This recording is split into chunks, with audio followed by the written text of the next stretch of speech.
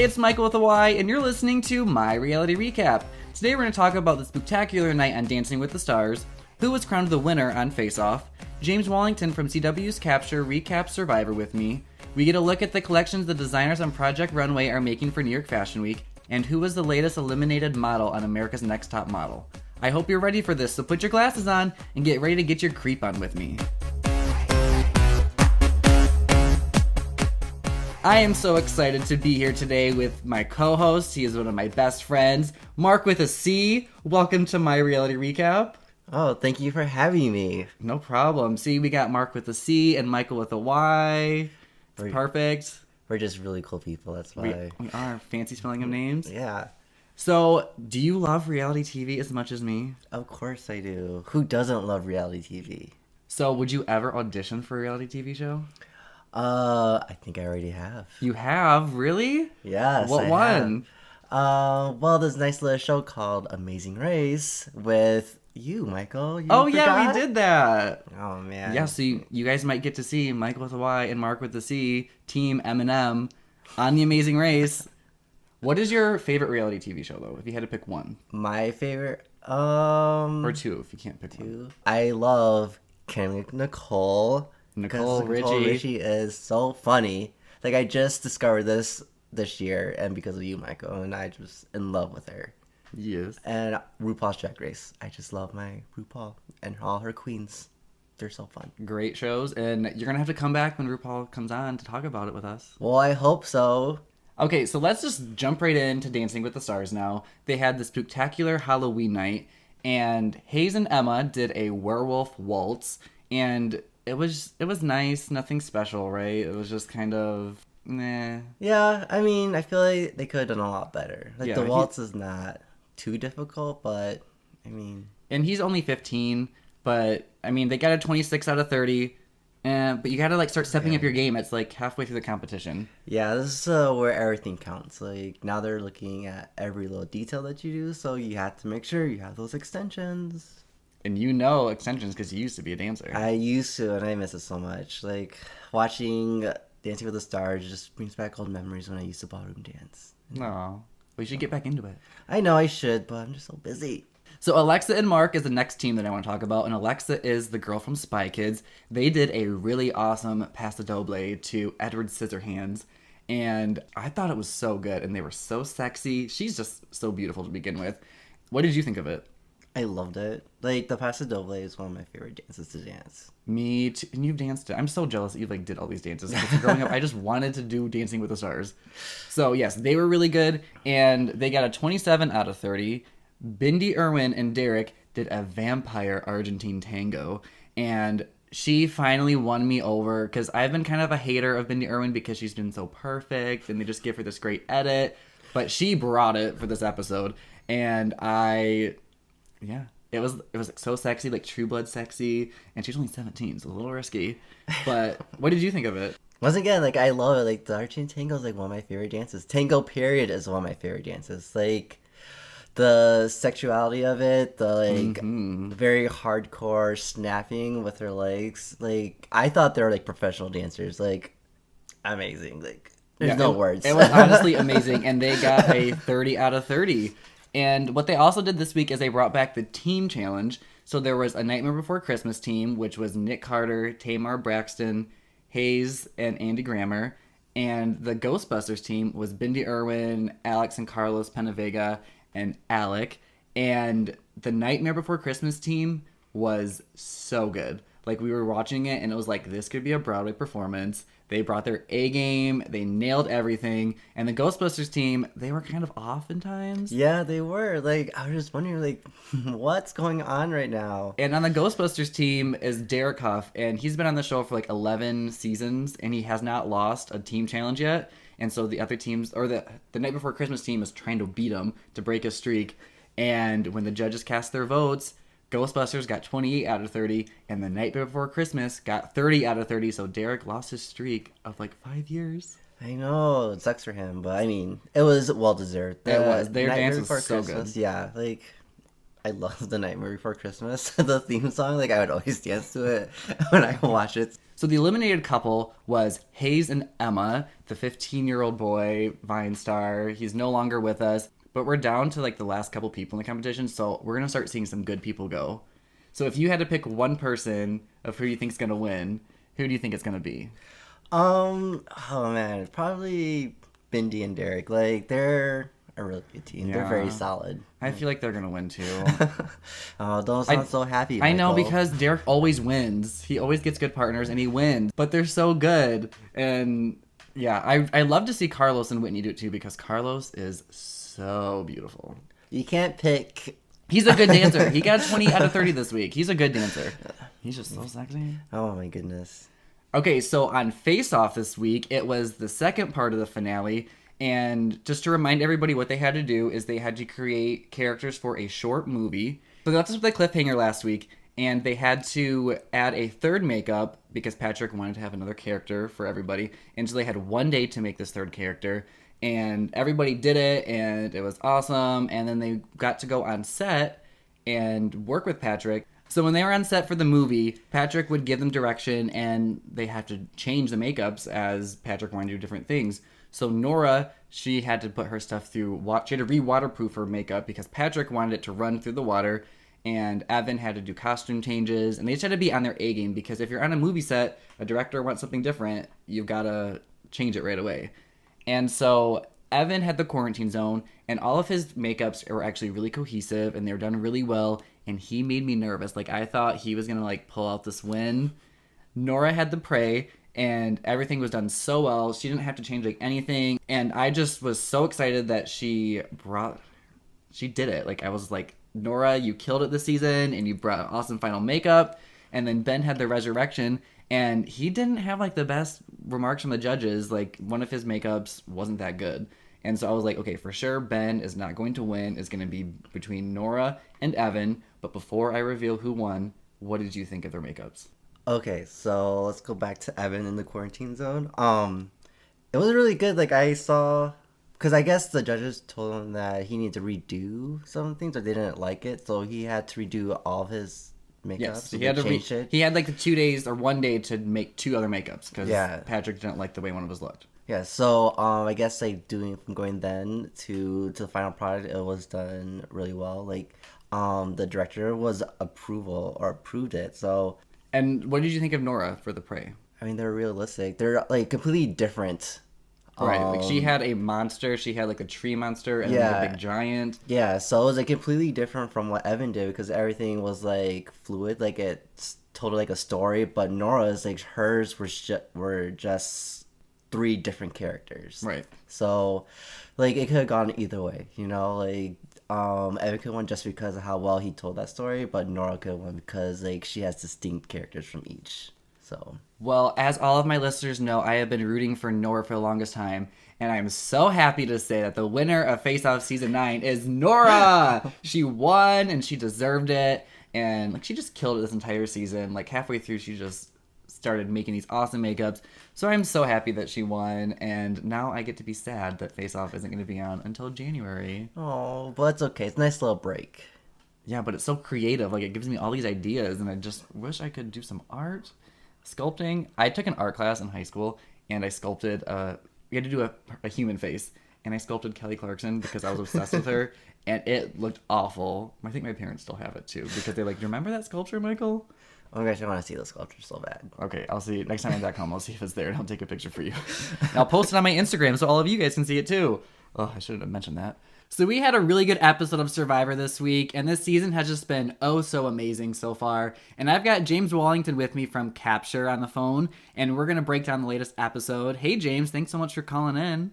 Of course, thank you for having me. I appreciate it. So the beginning of it, Jeff Probst shows up to the Takeo camp, and he wakes up Terry in the middle of the night. He tells Terry that his son has been hospitalized, and that the wife and doctor feel like it's serious enough that Terry should be there with them. So Terry just instantly says, yep, I gotta go. And this was like a Survivor first because usually people have like quit the game because they couldn't handle the elements or they're medically evacuated, or even on All Stars, Jenna Maraska felt like her mom was dying and then so she left and then her mom ended up dying too. This is the first time they actually gave them information about their family.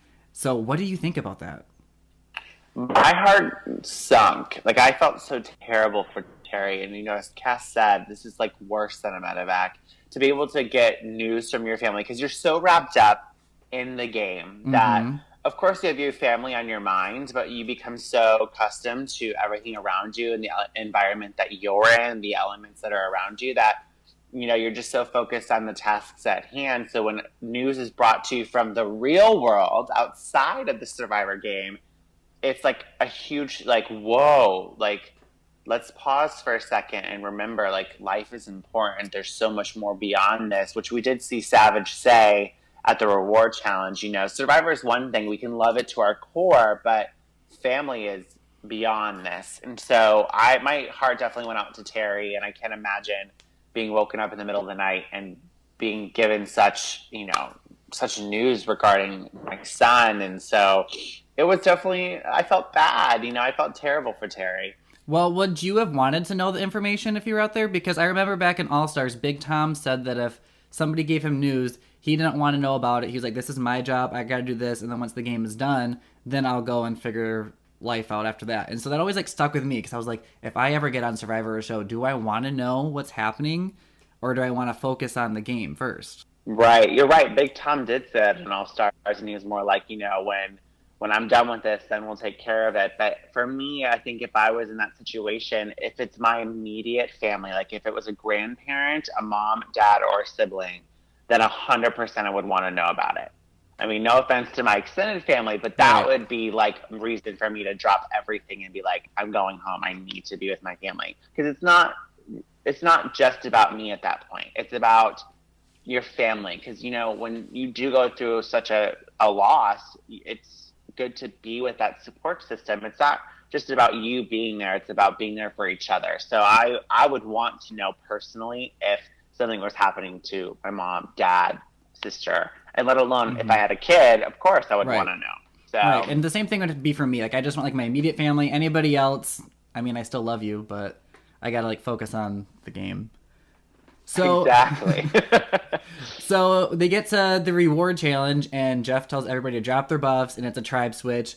And they went from 3 tribes back down to 2. And so the Takeo tribe consists of Cass, Spencer, Wu, Abby, Kelly, Wigglesworth, Sierra, and Savage. And the Bayon tribe is Jeremy, Steven, Tasha, Kelly Wentworth, Joe, Keith, and Kimmy. On Takeo, Wu, Abby, Savage, Cass, and Sierra create an alliance. On the Bayon tribe, Joe is wanting to keep Kelly Wentworth, but Steven wants to get Joe out because Joe is the golden boy, and Steven missed the opportunity to get out the golden boy his first season. So what did you think about Steven's heartbreaking moment? Because he like broke down into tears, and we didn't get to see much of him do that before. Well, if anyone watched my AfterBuzz show for Survivor, I pretty much laid it down thick, and I said it was probably the most uncomfortable moment of the show for me. I understand where his emotions were coming from, but at the same time, I've been very disappointed in Steven's gameplay this season. There's no way in hell I can see someone like Steven winning Survivor's second chance. Um, I understand why he's so eager to take out the Golden Boy because of his experience on Survivor Token Chains, but at the same time, like, I feel like he needs to let go of his previous game and focus on the cards that are being dealt to him now. And if he doesn't know how to adapt, and at this point, 16 days in, if he hasn't adapted, then I just don't see him doing well. And Cass is adapting pretty well. I am loving Cass this season. I think she's doing so good. I'm thoroughly impressed with Cass and her gameplay this season. I mean, I personally love drawing Kagayan, and I think that people didn't give her enough credit. Sure, See, she was I kind loved of a her in villain. Kargayan too. I just always loved Yeah, her. she was just very aggressive in her gameplay, and she knew she had to do what she had to do to make herself survive. And you can't fault her for that. It's not like she went out of her way with any malicious intent to screw everyone over. It was, I'm here to play a game, and if I have to be aggressive about it and not make friends, and so be it. Mm-hmm. But to see her kind of, her big theme this season for Second Chance is she uses the word evolve a lot. And I definitely see Cass evolving more. She's definitely shown her vulnerable side by being more emotional with her tribe mates, and let alone with the viewers in her private interviews. Mm-hmm. And I like Comcast a lot more, but I'm a little nervous for next week because we see in the previews that Chaos Cast is back. And I think that is going to be what might be her ultimate downfall in the long run. Well, hopefully not. Hopefully she'll make it to the final three again, and I can be all happy. But going Yeah. to this immunity challenge, it was the food eating challenge, which everybody loves but hates to watch too. And so the contestants, or the castaways this time, had to eat two tarantulas, two giant water beetle, a pig snout, deep fried frog, pig brain, scorpion, and balut, which is a duck embryo. If you could pick, if you could pick any of those to eat, which one would you have wanted to eat?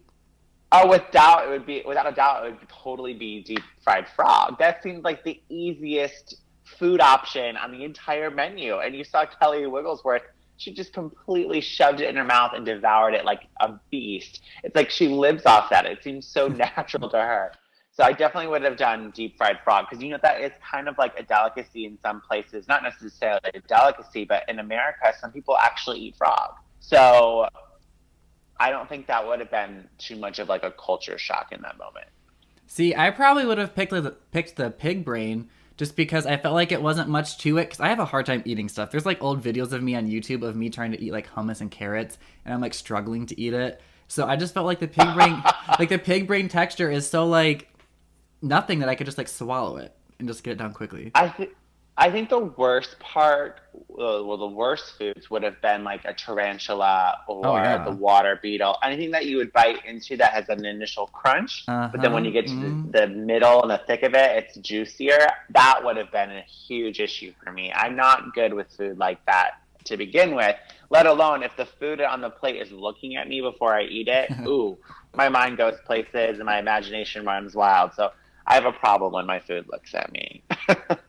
Well, we saw Cass and Sierra both struggle, so that ended up making the band team win immunity. And so Takeo had to go to tribal council. And on Takeo, Spencer and Cass are both on it, and they both hate each other from their previous season. And we have that five-person alliance of Savage, Abby, Wu, Cass, and Sierra. But Savage wanted everybody to tell everybody else that they're voting out Sierra, and Sierra was like, that's not cool. And so her, Abby, and Cass started to work everybody to try to get Wu out. And I thought it was really interesting to see Cass in the middle of, do I get out Spencer, my enemy, or do I get out Wu and stick true to my alliance? So do you think she made the right choice? Because in the end, Cass did decide to vote out Wu, and Wu was blindsided. I definitely think, and I know a lot of people disagree, but I definitely think Cass made the right move in that moment. Because moving forward, I think that if you're already aware of the type of player Spencer is, then there's nothing going to be much of a shock. And it seems like Spencer's been on the bottom for a while, so it doesn't mean that Spencer's not going to be on the bottom even moving forward. So I think Cass was thinking moving forward, if Spencer's on the bottom now, he'll continue to be on the bottom moving forward. So it'll continue to be easier to get him out when the time is necessary. And she did say, like, you know, I could get Spencer out now, but is there better use for him in this moment? And I think she sees that opportunity saying, this is an extra vote for me to make another big move to go against Wu, who not only is a challenge threat, but Sierra posed a really good point where it was like, Savage is the original they own and Wu is not. So why is he more loyal in this moment to Wu and saying that I'm the vote? It just didn't make sense. So Sierra, I totally commend her because she did make a huge move, Mm-hmm. and I loved every second of it. I So did too. I think Cass did what she needed to do and positioned herself in a great position. And I thought it was funny that the fate of two of her former Kagayan cast members were in her hands. I did too. I thought that So was perfect. yes, but I think that moving forward, Spencer might be the reason why Cass ends up going home, which I would love to see, as mean as that is, but it would make great TV if Uh Spencer's the huh. one that ultimately outlasted Cass this time around. Uh huh. So next week we have the merge, and it's gonna shake everything up again. Who do you want to see win, and who do you think is going to win? Who do I want to see win the entire Yes, the season? entire season. Ooh, I'm rooting for a lot of people, which is a first. Like, there's a lot of people I would not mind seeing win. I wouldn't mind seeing Jeremy win. I don't think I would mind seeing Tasha win. I wouldn't mind seeing Spencer win. I mean, Kimmy, I don't think she could ever win, but I wouldn't mind seeing Kimmy win because I'm an old school lover at heart. Mm-hmm. So, and Sierra, I think she has what it takes to win, but we haven't really seen much of her, so I don't know where her head is at really in the game. But if I had to pick one person that I'm 100% rooting for, it's totally Spencer. I love Spencer. I think that he doesn't get enough credit, and I don't really understand a lot of the Spencer hate. I enjoy watching Spencer. He's the cat with 9 lives, and I think that's enough of a compelling game for me as a viewer to stay interested in what he's doing. It's like, is he going to survive another episode, or is he going to be able to like do something that messes his game up? So, and you know, if I'm rooting for a girl, 100% I'm rooting for Kelly Wentworth. She's proven herself so much this season now that her dad is not in the equation. Right. And she was the first person to find an idol, let alone do it with ninja skills. So my top two are definitely Spencer and Kelly Wentworth. I think those two have everything that they need to win Second Chance. They have evolved the most, in my opinion, from what we've been able to see in the first few episodes. I agree. I am rooting for Kelly Wentworth to pull it out for everyone too. I love her. So, how can all of my listeners find you on social media so they can talk to you about Survivor and The Amazing Race and anything else they want to talk about? Anything about reality television all the time, every day. You can find me on Twitter at James Wallington and Instagram at James.Wallington. And then I've also been doing a lot of YouTube lately, which I forgot to mention, but I YouTube with my boyfriend Will. And then I also have a channel where I YouTube all of my travels called Where's Wallington. So you could probably find some YouTube videos if you just Google and YouTube my name, I guess. And I will put all of his links up on my website so all of you can go check him out. Well, thank you so much for joining me, James. This was a lot of fun. And this is the part of my podcast when you take a few moments to talk about my sponsor. And this week, it is my Etsy store, NGMI Designs. At NGMI, you can get some snazzy handmade bow ties, beanies, and infinity scarves to help you all look classy and feeling pretty for any occasion. And all of you listeners get a special offer of 15% off your purchase of $15 or more at my Etsy store. Just enter the code MYRR15 at the checkout. Visit www.ngmidesigns.etsy.com to shop all of my designs. And Mark, you rock some of my bow ties. Yeah, because they're amazing. And I'm rocking your beanie right now, too. You are. It's so and you look pretty warm. good and everything. I love it. So I might keep it. Sorry, Michael. That's okay. It'll be a gift for being my co-host. Yes. So on Project Runway this week, we got an inside look at the collections that the designers have been working on. But before we talk about this, I forgot. There was a cliffhanger last week, and I called it because they didn't show Edmund saying goodbye to everybody and packing up his suitcase. And I was like, Tim Gunn is going to use his save to save Edmund. Started the episode, Tim Gunn walks in, he was like, Edmund, you're not going anywhere. I'm using my save on you. And I was like, yay, he gets to stay. And I called it. So all of you listeners, I was right. And so there's 4 people now in the finale, and for their New York Fashion Week collection, they had 7 weeks to create a 10-piece collection. So they told them their challenge. They gave them, I think it was like $7,000 to buy the fabric. The contestants go back home to get inspiration, and they just work from home for 7 weeks. And so Tim Gunn goes and visits them, and the first person he went to visit was Ashley, and she is the first person in Project Runway history to create a plus-size collection. And it was inspired by the 1950s Mexico City, and she had these like big flower headpieces that I didn't really like, and all of her fabric was hand-dyed. Candace was inspired by Asia, Chinese, Japanese with 3D pieces. It was very dark and avant-garde, very Alexander McQueen. Kelly did Studio 54 meets New Way Streetwear, and she had lots of textures. She made fanny packs. Oh my gosh. I love me a fanny pack. And Edmund did lots of pretty dresses for this sophisticated woman. And I still don't know if he is gay or straight. Like, I'm pretty sure he's straight. But when they went into his hometown, I was like, please let there be a boyfriend or a wife or kids or something so I can know for sure. They just had his brother and parents with him. And I'm like, you're not helping me at all, Project Runway. Okay, so the designers get back to New York City, and they are told that they need to show 3 pieces of their collection to the judges so they can get feedback before they actually perform at New York Fashion Week. But they threw in a twist, and they had to make a whole new look that day. So out of the 3 looks, one of them was one they whipped up all together one day. So Edmund's dresses came out, and they were all black and white. And what was your favorite one? My favorite one? Maybe the poofy one. I think it's The just... one where it was white and it came out to poof really Yeah, big. exact that one. It was really flowy. Yeah, I like flowy dresses on women. They look really nice. But I mean, I feel like he's always doing like the sophisticated women style. And very sexy. And Yeah. I mean, that dress didn't look very sexy on her. It was just a cool dress, I thought. Like, he Yeah. wants, like, sex, and he, boom. But this one was just like... Yeah, it's a little different, which is nice. I didn't really love any of his pieces, but if I had to pick one, it would probably be, like, the short cocktail dress that he had made that day. Because it was very slim and kind of sexy. But he had this ugly ruffle on it. Not good. Kelly had some really crazy looks. Like, she has fun textures. It reminds me of, like, Jeremy Scott, but just not as crazy as Jeremy Scott. And I just love her fanny packs that she had. What was your favorite look of hers? Oh, I don't really understand. Kelly? Yeah, like, I don't really get it. Like, I'm not very much into fashion. Like, I try to do bare minimum. So, it's hard for me to pick something from her collection so... Okay, well, I'm going to talk about her then because I think she's genius and I hope she wins. My favorite one was she had this crop top and it was a texture of a wood. Like, you could see the tree bark in it, and she had a fanny pack, and then she had high-waisted shorts, and it is very 70s. It is very weird stuff. I'm really excited to see how it all comes together because Kelly, if she doesn't win, she's definitely going to be coming back for All-Stars. And Ashley released her plus-size clothing, and everything was all dyed by hand. And what outfit was your favorite?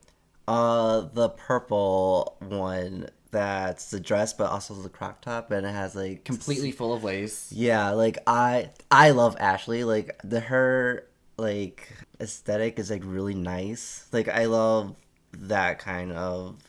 I don't know. I just think she's brilliant. Like I want her to win. She's your pick to win? Yeah, she's my pick to win, and I don't know. Just the way that she's makes these dresses are just so. And she has a good beautiful. story too. Like, Yeah, they've like given her a really good edit. I hope she wins. I'm Team Ashley.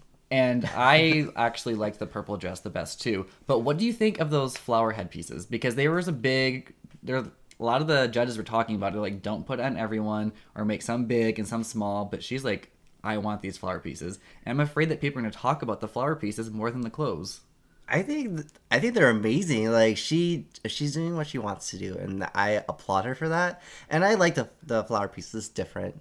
But don't you think it's kind of interesting though that people are going to talk about the headpiece more than her actual clothes? I think it's like when you do your fanny packs, like or your bow ties, it's like attention grabber. So yeah, but that's what I'm trying to sell though. She's not selling the headpieces. Oh, well, that's what I'm trying to point out. That's why I'm just like, I don't know if she should have it on everybody. She can have it on some. No, which is what like Heidi was trying to say. I think it was Heidi. I don't know. I think it'd be okay. I think it's okay. I think she'll like at the You're end. just so Team Ashley. Yeah, like I think at the anything. end, like they're gonna see like what the headpieces made her whole like the collection. Like those were everyone's gonna start doing headpieces now just because of Ashley. And Candace had a really kind of dark runway thing, except she had one red pop of color. Did you like any of hers? Because I didn't really like any of the ones that she showed. I feel like there's like the little witchy one with like the big hat. And that was the one that she made in one day, but the hat reminds me of Lady Gaga. Like it's not really anything original, and she got some like hate from the judges saying that she was trying to be Alexander McQueen, and there's only one Alexander McQueen, and it's not her. Oh dang! And so yeah, it was really interesting. So now they have like 2 days, I think it is, to change any of the changes that they had to make, and then they present at New York Fashion Week. And you need to have her clothing line because you have a perfect name for it. So his name is Marc David, and that's like it's a perfect name. You could just go to a store. Where'd you get your jacket? Oh, it's Marc David. I know, and I would love to have one. I just have to figure out a nice little like logo. I'm still in the works in that one, so that way I can help you make a logo. I'm so Okay. good at it. So if I make you a logo, you'll start your designs. maybe we'll see. We'll see. So everybody be on the lookout for Marc David. It's gonna be some super sexy menswear, right? Menswear. Yeah, of course. Yeah, because men don't have lots of cool Exactly. clothes. Ugh. We should just take a sewing class at Joann Fabrics. Yes, I need to. So on America's Next Top Model this week, they did a Zappos Couture challenge, and it was an interactive fashion show, and the Zappos executives got to pick the outfits on a big screen, and then the models had to change quickly into whatever the people picked, and they had to walk the runway. And before that actually started, Kelly Catrone was there, and Hadassah was feeling a little upset that she was in the bottom 2 the week before, and that Lacey gets no bad critiques from the judges because Lacey's perfect. And yeah, she's pretty much is perfect. But Hadassah was like, Lacey's a favorite. You guys never give her any bad critiques. And Kelly was like, maybe if you just focused on yourself and not about what we say about Lacey, you would be farther along. And I'm like, boom, Kelly, you get it. She knows what's up. But all the others were kind of hating on Lacey too, except Niall. Niall's just such a good guy to everybody. But they were like, Lacey needs to be taken down a couple notches, and she actually didn't perform well at this challenge. She was tied for last place with Hadassah, and the winner of the runway challenge was Mame. And Mame, this was her 5th challenge win. So I feel like Hadassah needs, or I feel the reason why Lacey was in the bottom too, because like all these people in her head saying that you are too well or you're doing too good, like you need to come down, and like I think that like kind of cripples her a little bit. And I mean, she is only 18. Like, she's 18. She's a virgin. She's like really tiny. To say that. No, she promoted that, and they're like, I don't want, like Tyra even said, I don't want to see you after you had sex, because if you're so sexy right now, you're just gonna go like crazy. But she's, I mean, I don't know if she's a virgin anymore. She might have popped the cherry since filming, but I think that's probably right, that they got into her head a little young, bit. And all these like older people are just like coming like for her and just like, yo, you guys like chill out. And they were showing a lot of her, so I was like, oh my gosh, does this mean Lacey's gonna be eliminated tonight? But we're going to talk about that in a little bit. So the photo shoot this week, it was a flipogram, and that's basically we have to do a close-up of your face, and you have to be like, one of the things was like Lacey's was something about I miss my dad or daddy's girl, so she had to be all like cute in the face, and then the photo zooms out and it's a big Las Vegas party because they are in Las Vegas. And so they had to stand out in front of the crowd, so all the other models were in the background, and Miss J even made an appearance so she could see what the models were like on set. And we both had the same favorite photo this week with Mikey, right? Yeah. You liked his? Mikey was like this badass business guy, and then when the photo zoomed out, Mame's legs are like spread right in front of him, and Hadassah's in the background having a party, and Miss J, I think he was a furry in that one. Yeah.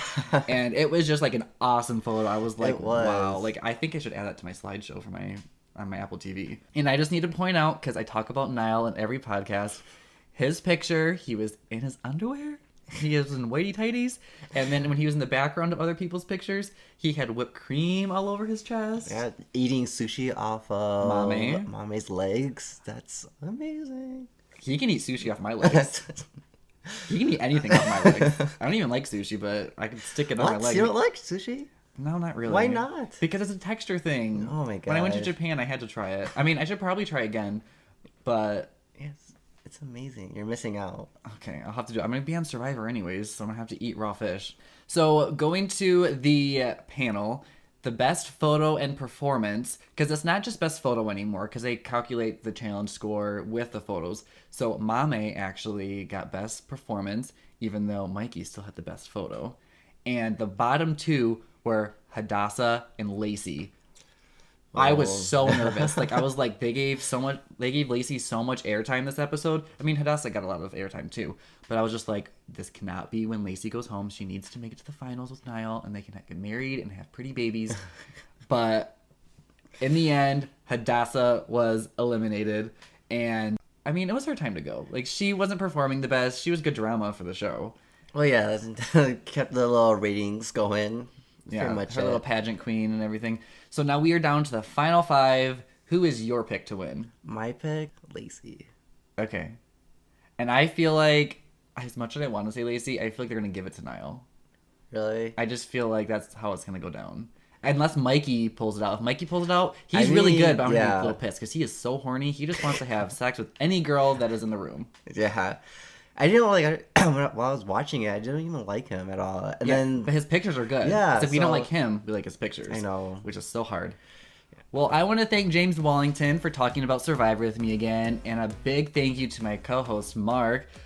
Thank you again for joining me, Marc. Well, thank you for having me. You're welcome. How can all my listeners find you on social media? Well, I just got Twitter maybe like a week Yes. ago, so you can find me on Twitter, Marc David 90, I believe. I have my Instagram, Marc David 90. And you love Pinterest. Plug your Pinterest. Yes, my Pinterest. I have a pretty good following with men's fashion, so you guys should definitely watch that. And I'm going to start doing my own pictures with me and clothes instead of just doing it. You are? Yeah, because like I want to show people like how to dress really nicely.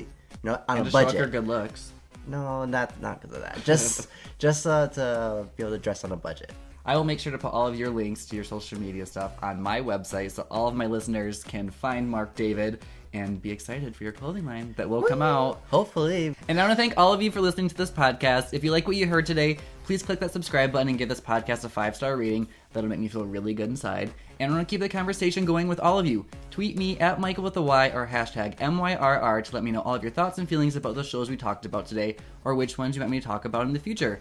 You can keep up with me on social media. You can follow me on Twitter, Instagram, and Snapchat at Michael with a Y, and that is spelled exactly as it is on here. Don't forget to smile, and remember, glasses are sexy.